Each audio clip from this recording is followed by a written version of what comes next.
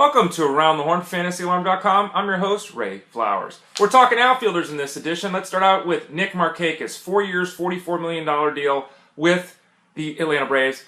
Looks like he's going to have surgery now. Not confirmed, but he's got a bulging disc in his neck. Probably going to have surgery, likely to miss 12 weeks. Still would allow him to be ready for opening day, and I guess the Braves knew about this before signing into the deal, but obviously a very inauspicious start to his career with the Braves.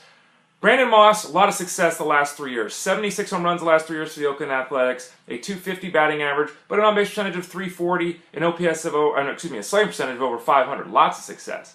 Looks like the Indians are really heavy on getting Brandon Moss. The thought is they do that, they move on from Nick Swisher. Moss had hip surgery in the offseason.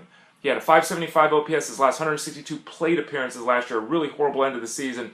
But obviously the Indians are thinking and hoping that Moss can return to the power hitter that he had been previously. Again, no deal has been agreed to, but it looks like something that could very well happen in short order between the Athletics and the Indians. The next outfielder we want to talk about, how about Alex Rios? 34-year-old, thumb issue, ended his season prematurely last year. 4 home runs, 54 RBIs, 54 runs scored for him. Terrible season.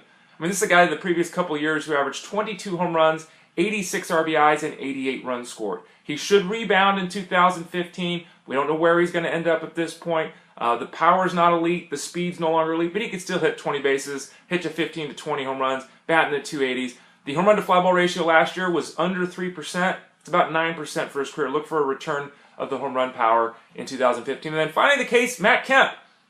People seem to forget that Matt Kemp was pretty good last year. 25 home runs, 80 plus RBIs, 287 batting average. In the second half, his OPS was .971, folks.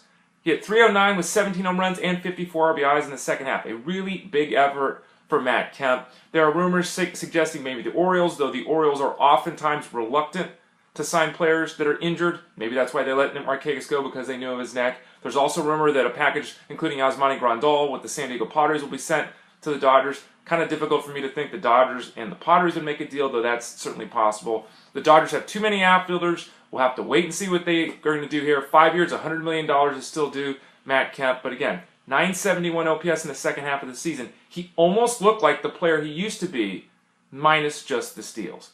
I'm Ray Flowers. It's been Around the Horn. Have a good weekend, everyone, and we'll talk to you again soon at fantasyalarm.com.